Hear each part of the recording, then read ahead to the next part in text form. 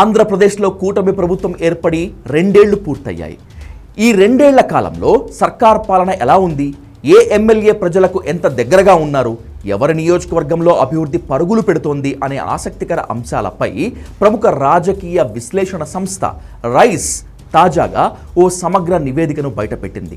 నాయకత్వ లక్షణాలు, పనితీరు, ప్రజల పట్ల శ్రద్ధ అనే 3 ప్రధాన ప్రాతిపదికల ఆధారంగా క్షేత్రస్థాయిలో ఈ సర్వే నిర్వహించారు. 2024 సార్వత్రిక ఎన్నికల సమయంలో ఎన్నో జాతీయ సంస్థలు సైతం ఏపీ నాడిని పసిగట్టడంలో తడబడ్డాయి.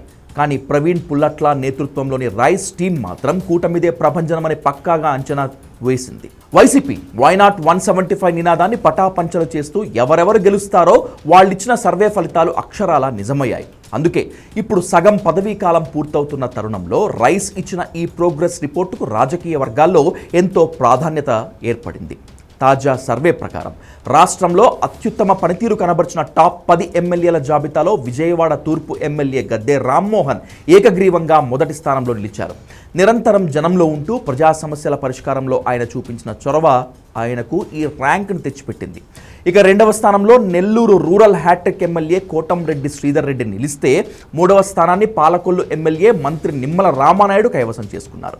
వీరితో పాటు మద్దిపాటి వెంకటరాజు గోపాలపురం, పల్లా శ్రీనివాస్ గాజువాక, కె వెంకటప్రసాద్ కదిరి, సుజనా చౌదరి విజయవాడ పశ్చిమ స్థానం, నందమూరి బాలకృష్ణ హిందూపురం, బేబీ నాయన బొబ్బిలి, ఎరపతనేని శ్రీనివాస్ గురజాల కూడా తమ పనితీరుతో ఈ ప్రతిష్టాత్మక టాప్ 10 జాబితాలో చోటు దక్కించుకున్నారు. ఈ సర్వే కూటమి సర్కార్కు కేవలం గుడ్ న్యూస్ మాత్రమే కాదు, ఓ పెద్ద వార్నింగ్ కూడా జారీ చేసినట్లయింది.